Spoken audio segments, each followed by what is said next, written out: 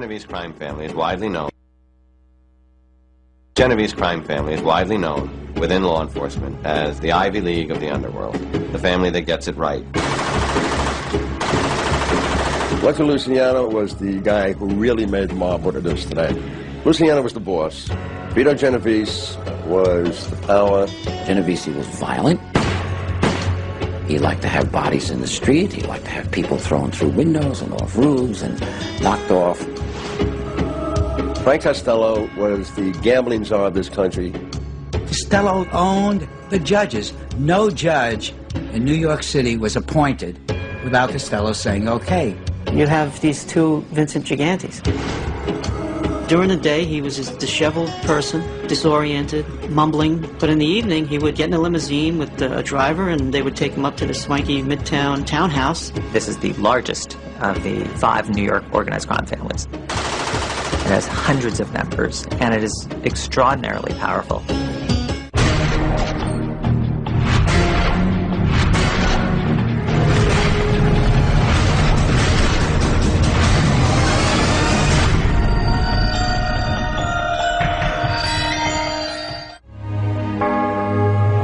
Of all the legendary names in the history of the New York Mafia, including Gambino, Bonanno, Colombo, and Lucchese, one stands apart: Genovese.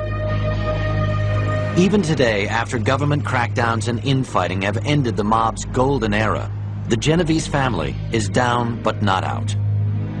It continues to make millions every year through rackets ranging from labor corruption to extortion to drug trafficking. Make no mistake about it. This is not a script for The Sopranos. This is the real thing.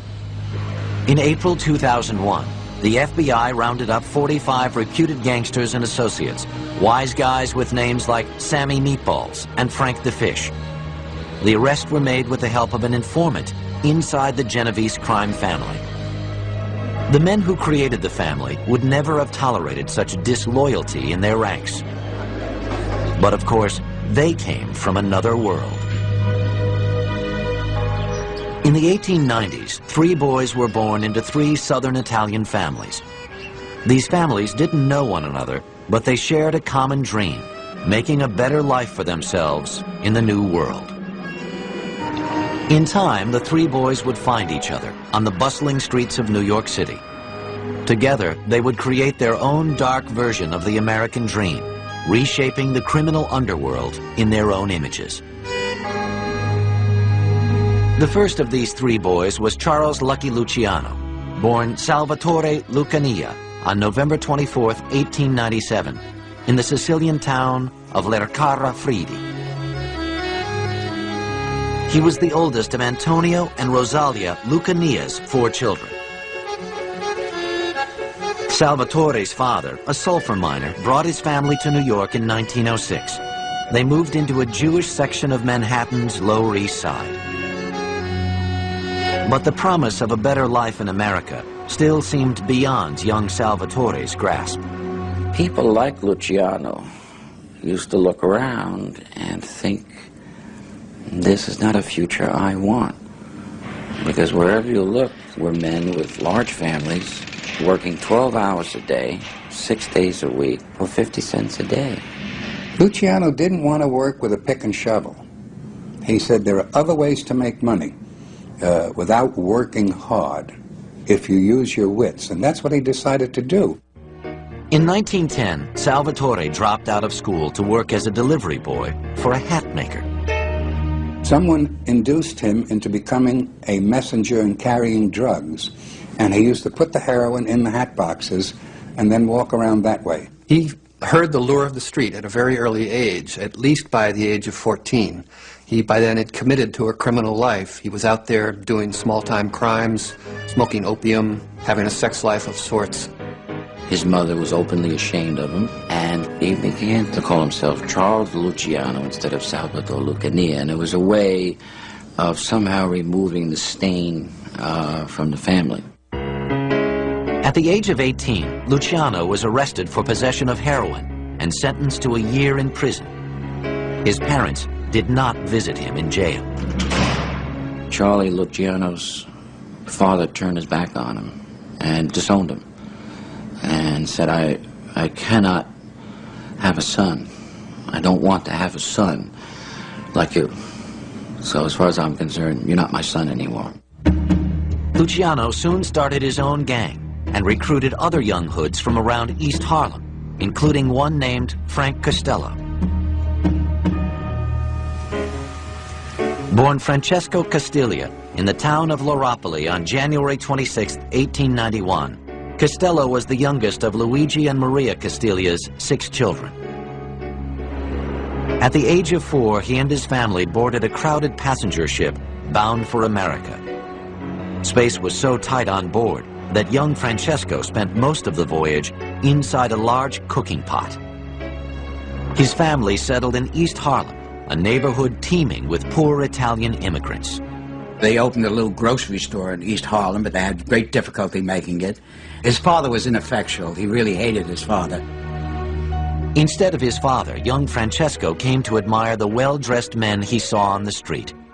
Men from the old country who had brought with them the traditions of organized crime, secrecy, loyalty, and respect. If you looked around, there was a certain class of guy who didn't really go to work, but always had nice clothes, who didn't really come from any particular place of power, from the government or a company, yet seemed to command respect. And those were the men of La Cosa Nostra, the made guys.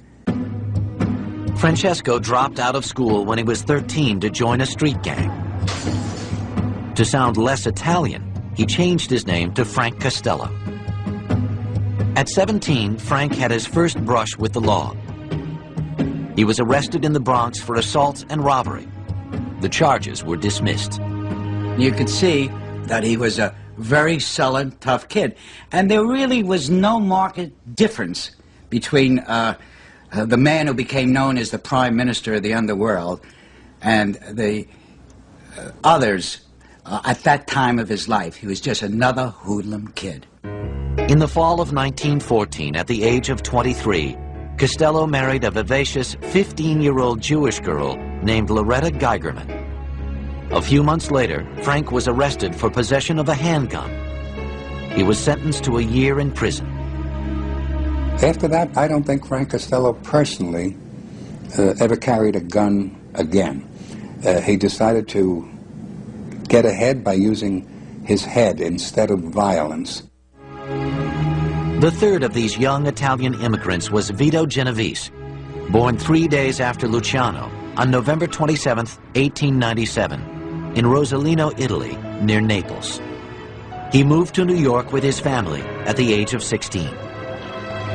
The Genoveses settled in Queens, where Vito's father ran a small construction business. But Vito was drawn to the excitement of Manhattan and soon moved in with some relatives in Little Italy. Vito was a thug from get-go. He was a crook from, from the day he was able to walk his first steps. Vito Genovese was a street guy, a guy who was quick to use violence, murder, the mob hit to settle an issue. Even as a boy, Vito had dreamed of joining the underworld. In 1917, the burly 20-year-old was arrested for the first time for carrying a gun. He was sentenced to 60 days in jail. Soon after, Genovese joined Costello and Charlie Luciano's gang. At the time, the New York underworld was dominated not by Italians, but by Jewish gangsters. Luciano's savvy business style attracted the attention of a notorious Jewish mobster, Arnold Rothstein, who was looking for promising young delinquents to run his criminal operations.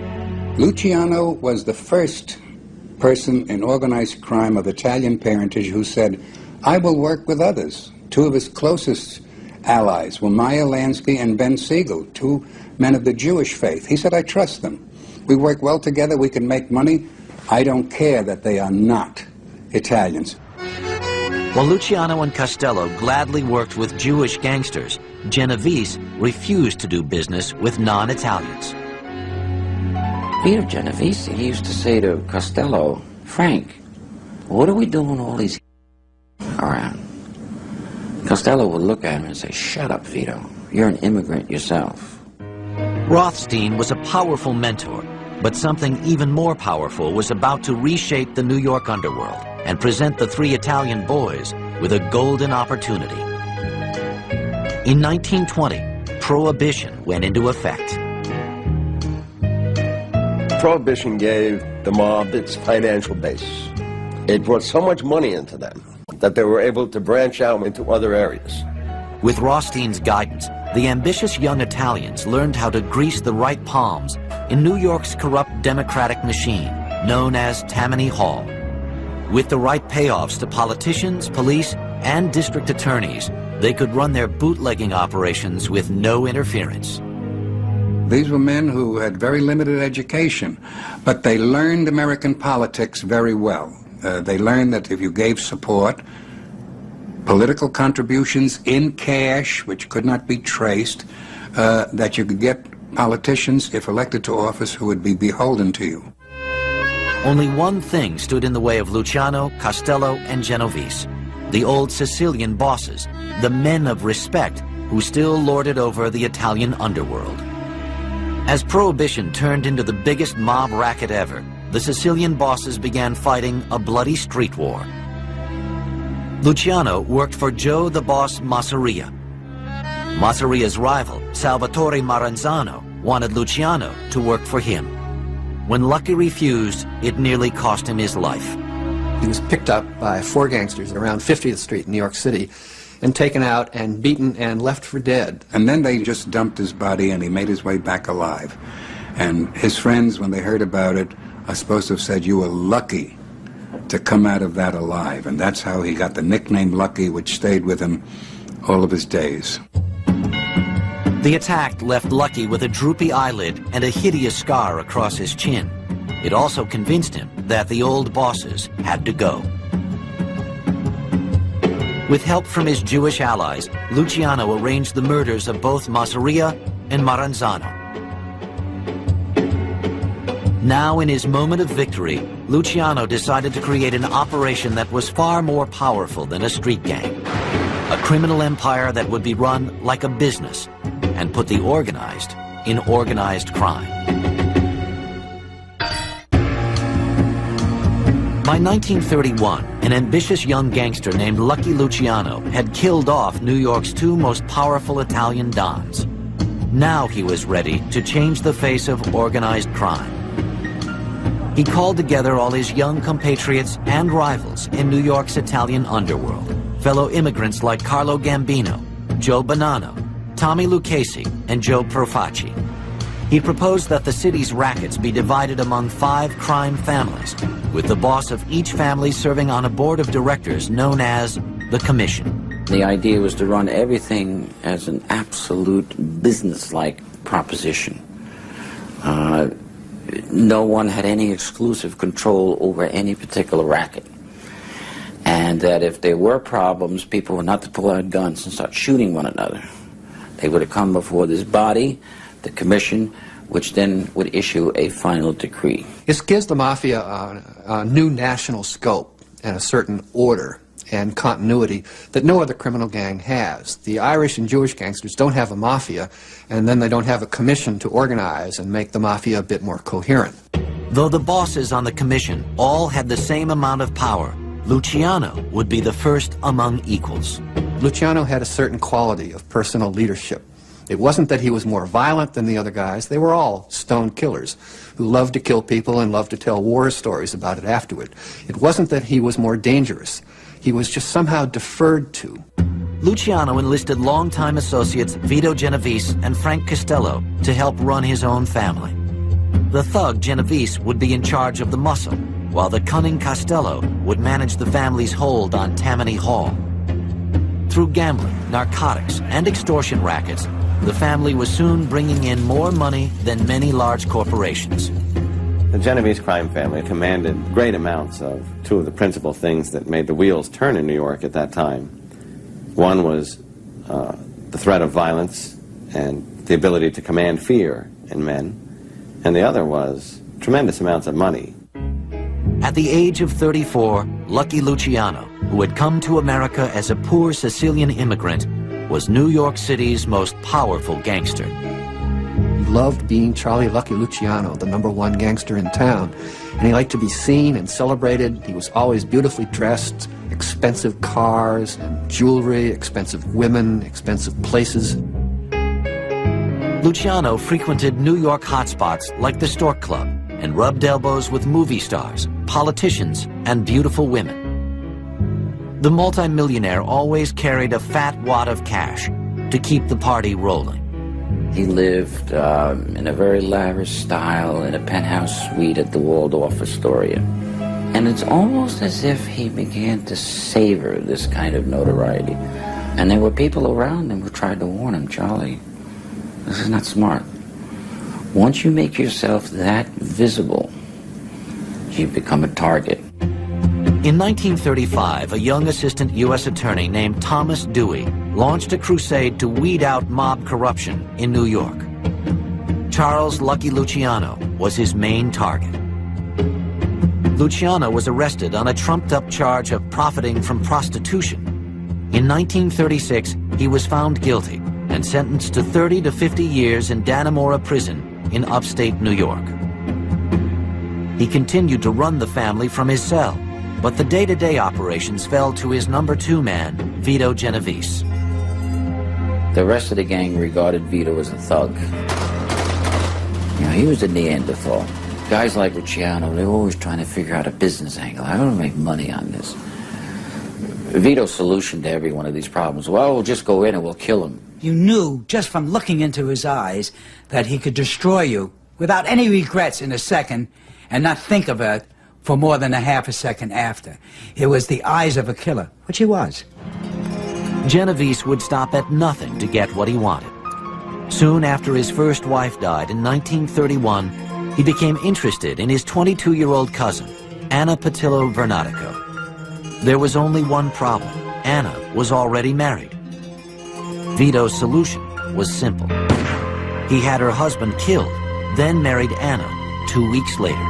And people like Costello would say to him, Vito, this is going to attract a lot of attention. Well, Vito would counter-argue, if you don't make people afraid of you, if they're not terrified of you, you're not going to have an effective criminal organization. But Vito's violent streak eventually caught up with him. In 1937, he left his wife behind in the States and fled to Italy to avoid a murder rap. With Vito gone, 46-year-old Frank Costello took over as boss of Lucky Luciano's crime family. Unlike Genovese, who was legendary for his temper and love of violence, Costello took a more civilized approach to his work. Costello was a soft-spoken man with a raspy voice, the result of an operation on his vocal cords. He thought that conflict just got in the way of making money. His ability to keep the peace between hot-headed gangsters earned him the nickname Prime Minister of the Underworld. Costello established what became the Trinity. It's really the template for modern organized crime. And the Trinity is you combine three things: politics, business, and crime. All have to coexist and all have to work together. There was a time in New York, in the 40s and the 50s in particular, where you did not become a judge or a district leader or anybody of any significance in New York City politics without getting Frank Costello's okay. He's a corrupter. Corruptors change us. When judges are bought, when police chiefs are bought, when people in government are bought, it changes our system of government. And it is much more dangerous than Vito Genovese, who merely kills. Despite his financial success, Costello was uneasy about his role as leader of the family. After all, he had become boss by default and never had much use for the rituals and politics of the mafia. He knew he was highly regarded by the underworld, but what he really wanted was the public's respect. This was a quirk of his personality. He craved respectability, quiet respectability, not the respectability that comes with notoriety. Frank liked to think of himself as a cultured, intelligent you know, man who could mix with almost anybody, which he, in fact, accomplished. He always viewed himself as a businessman, not as a gangster. I viewed him as a gangster, and I told him so. I said, Frank, you're a gangster who wears nice suits. Finally, in 1947, half a century before Tony Soprano, a depressed 56-year-old Costello did the unthinkable for a crime boss. He went to a psychiatrist, for God's sakes. And he saw the psychiatrist for 2 years. He felt that if he had had an opportunity to get some education, he would have not ended up in the mafia, but would have ended up as senator. Costello's shrink told him to make new friends and start spending more time with nice people. But as Costello carved out a new social life for himself, an old nemesis was about to return.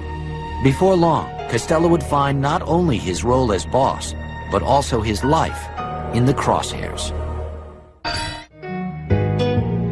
By the late 1940s, Frank Costello had been boss of the Genovese crime family for the better part of a decade. Yet Costello also craved respect outside the mob. On the advice of his psychiatrist, he began spending more time with regular people and less time with other members of the mafia. But while Costello was busy searching for inner peace, his rival, Vito Genovese, was gunning for a way to get back into the boss's chair.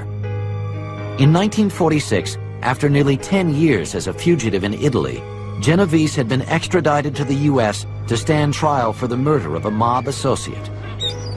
But lo and behold, a strange thing happened. The chief witness against him suddenly turned up dead. Who can explain it? It's a mystery.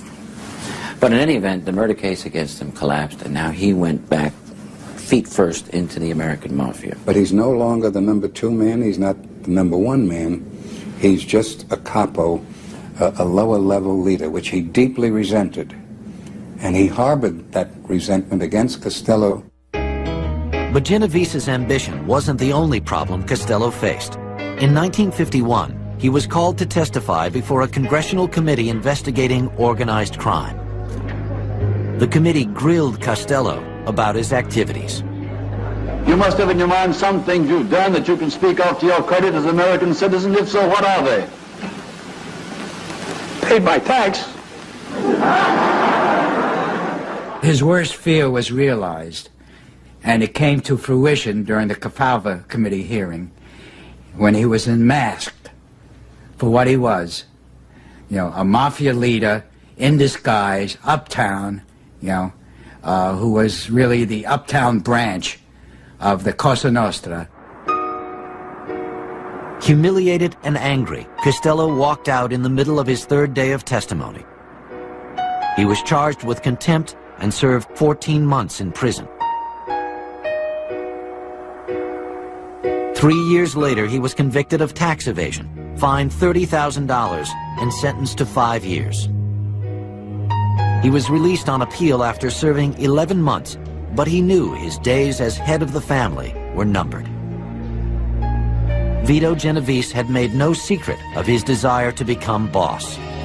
The violent Genovese was popular with the family muscle, the street thugs who did the dirty work, while the money men like Costello kept their hands clean. In the years while Vito Genovese was away, the men closest to him did not prosper under Costello, as well as others had. So he felt his men had been held down and held back, and he was looking for vengeance. Genovese was now determined to knock off his longtime rival. To do the job, he turned to a trusted young lieutenant named Vincent Chin Gigante, a first-generation Italian-American. Vincent Gigante's rise to power took the route that is the most popular in the mafia. It's called the chauffeur route. If you really want to get ahead in the mafia, at some point what you have to do, or most advisable to do, is to become chauffeur to the big boss. Gigante was chauffeur for Vito Genovese. Vincenzo Gigante was 31 years younger than his boss, Vito Genovese, but he grew up with the same ambition: to be rich and powerful. Gigante was born on March 29, 1928 in New York City. Like Luciano, Costello, and Genovese, Vincenzo was the son of Italian immigrants, the fourth of 6 sons born to Salvatore and Yolanda Giganti. His parents had settled in Greenwich Village and had never learned English. His father worked as a jewelry engraver and his mother was a seamstress. Vincenzo dropped out of high school at the age of 16 to pursue a boxing career. Giganti got the nickname Chin, partially because his mother called him Vincenzo or Cinzo, and because he had this distressing problem that when somebody socked him on the chin, he went unconscious, which is not a very good attribute for a boxer. After one particularly painful knockout, Giganti hung up his boxing gloves and joined the mob instead. He quickly rose through the ranks, and now at age 29, Vito Genovese had given him the most important assignment of his life. On May 2nd, 1957, after a night out with his wife and friends, Frank Costello returned to his apartment on Central Park West. As he entered the lobby, he heard someone behind him yell his name. It was Giganti. Vincent the Chin, pointing straight at Costello, with his arm stretched out like this, with a gun in his hand, says, "This is for you, Frank," and fires. Had he not said that, he probably would have killed Costello clean away. But by saying that, it caused Costello to turn to see who was speaking to him. As he turned his head, the bullet went under his skin, along the skull, around his head, and lodged over the other ear. It knocked him down to the ground. The gunman escaped. The 66-year-old Costello was rushed to Roosevelt Hospital, where doctors bandaged his head and sent him home. The publicity was too much for even corrupt New York authorities to ignore. They indicted Vincent Giganti on attempted murder charges. But at the trial, when Frank Costello was called as a key witness, he claimed he could not identify the man who had shot him from point-blank range. Giganti got off scot-free. Some newspapermen who attended that trial claimed that as soon as Costello's testimony had concluded, as he walked out of the courtroom, that Giganti walked up to him and said, "Thanks a lot, Frank." Frank knew he was lucky to be alive, but he had finally had enough of the mob and stepped down as boss. The family's new leader would be Vito Genovese, a man with very different ideas about how to run organized crime. Vito Genovese was a double-dealing, backstabbing, conniving mafia boss who would just as soon shake your hand one minute and kill you the next. Vito's first order of business was to call a top-secret meeting of the commission to explain to the other families why he put a hit on Frank Costello. It would prove to be the worst decision he ever made. By 1957, mob boss Frank Costello had retired. Now, no one stood in the way of Vito Genovese becoming the head of the nation's most powerful crime family. His first task as boss was to explain to the other families why he had put a hit on Costello. Vito Genovese felt that he had to explain to the members of the commission in other parts of the country that there's new leadership, but it will be business as usual. So he asked for the exceptional meeting. On November 14th, 1957, mob leaders from across the United States met in the upstate New York town of Apalachin to hear what the new boss had to say. More than 100 members of the mafia gathered at a country home owned by one of the mobsters, but their presence did not go unnoticed. Officers on patrol in the area happened to spot the fleet of fancy cars parked at the house. They called for roadblocks to be set up to investigate. When the mobsters saw the police coming, some fled into the nearby woods, while others tried to escape in their cars. 60 of them were arrested on charges of consorting with known criminals. Now, the case was later thrown out of court, but the damage had been done. It was the attention. Big black newspaper headlines, mob summit, mobsters meet. Exactly what the mafia didn't need. It could be said to be the beginning of the end. Up till that time, many people in law enforcement did not even know that these gangs existed as such. Now 1,000 questions were raised. How do these gangsters come together from all over the country? Who calls the meeting? Who sends out the notices? Vito Genovese was blamed, and some of his colleagues never forgave him. Still, Genovese was too powerful for the other mob leaders to oust.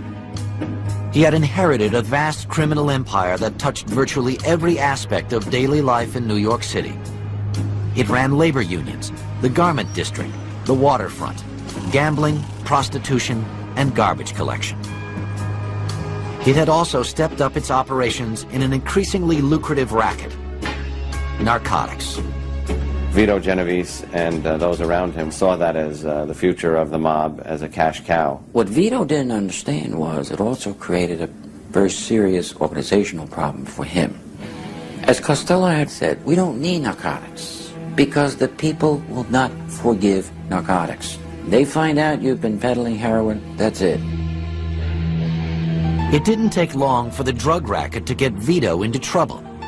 A low-level dealer ratted on him, and in April 1959, the 61-year-old Genovese was charged with conspiracy to import and distribute drugs, a federal crime. He was sentenced to 15 years in a federal prison in Atlanta. His driver, Vincent Gigante, who had shot at Frank Costello 2 years earlier, was also convicted of narcotics charges and was sentenced to 7 years in the same prison. Vito continued to run the family from his cell, with Gigante serving as his apprentice.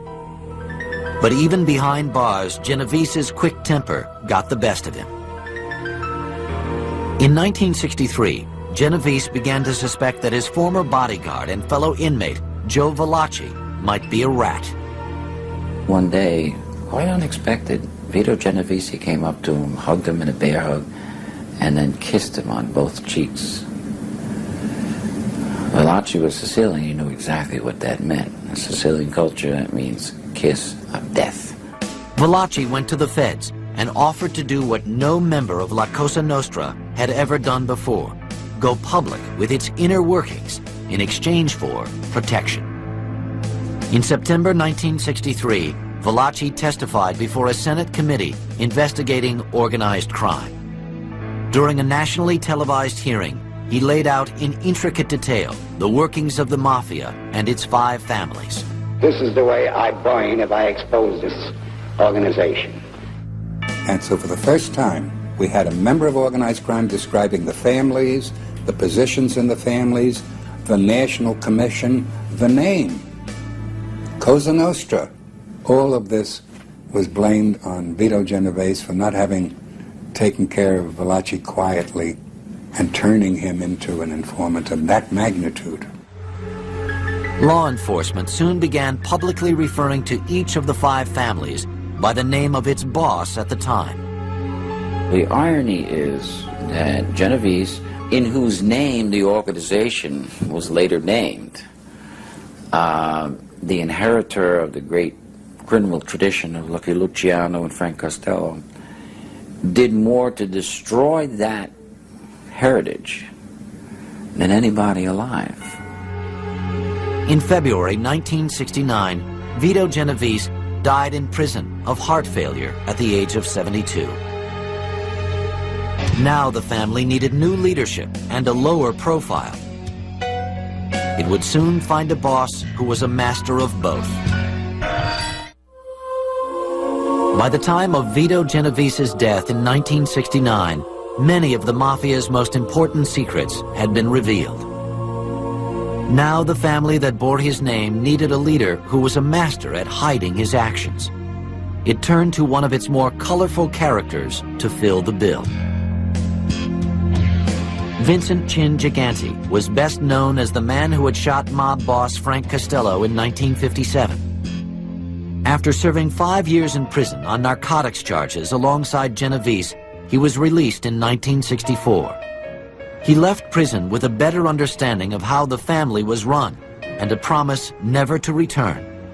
One thing he certainly learned in prison was that he didn't want to go back to prison.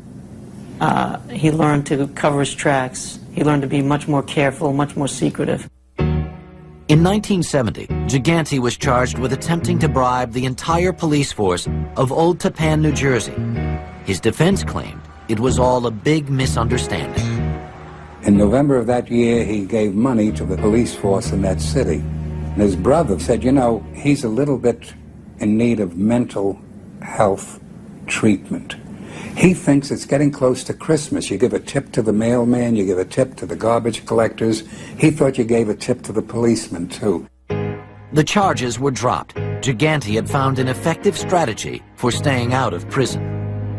To avoid law enforcement scrutiny began what authorities claim is a long act, and very convincing one, of pretending to be crazy, insane, on the street. You know, talking to parking meters and dogs and claiming they talk back to him. One day when the FBI showed up in his house to serve a subpoena on him, they found him in the bathroom, naked in the shower with an umbrella. It's unclear exactly when Gigante took over as boss of the Genovese family. During much of the 1970s and 80s, the boss was said to be Anthony Fat Tony Salerno. But by the late 1980s, the Chin was clearly in charge. Believe me, we tried to get the Chin. You couldn't get, he insulated himself so well that you couldn't get to him. He would delegate 10 times removed. He was a smart guy. Gigante continued to roam the streets of Greenwich Village, looking more like a mental patient than the head of a large criminal empire. He would usually open commission meetings by apologizing for showing up in pajamas and bathrobe. He said, you know, I got to keep up appearances. The New York press eventually caught on to Gigante's act, dubbing him the Odd Father. There were certain parts of things that just didn't fit. There was the fact that other members of the Genovese crime family were not allowed to speak his name, under the pain of death. They were never allowed to say the Chin. They could refer to him by pointing to their own chin. Now, if you're not the feared boss of a mafia family, why would other feared members of the mafia be afraid to speak your very name? For more than 2 decades, Vincent Chin Gigante avoided prosecution by pretending to be insane, and he had the medical records to prove it. Gigante would immediately check himself into some psychiatric hospital or another and always managed to convince at least one psychiatrist that he was crazy.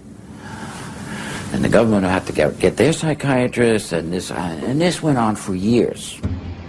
Then in 1990, the federal government indicted Gigante on racketeering and murder charges, including a plot to kill rival mob boss John Gotti. For the next 7 years, Gigante's attorneys and the government wrangled over his mental state. Some people think he's faked it, and he's still faking it. Some people say he faked it, but it actually became true as he got older, and he had strokes, heart attack, and these things can lead to dementia, brain damage. In 1996, a federal judge declared Gigante competent to stand trial. A jury found the 69-year-old guilty of racketeering in July of 1997 and sentenced him to 12 years in prison. But mob investigators believe that Gigante continues to run the Genovese family from his cell at the Federal Medical Center in Fort Worth, Texas. The government somehow says Chin Gigante is running the crime family. It's an allegation that's always out there, but it's never been substantiated.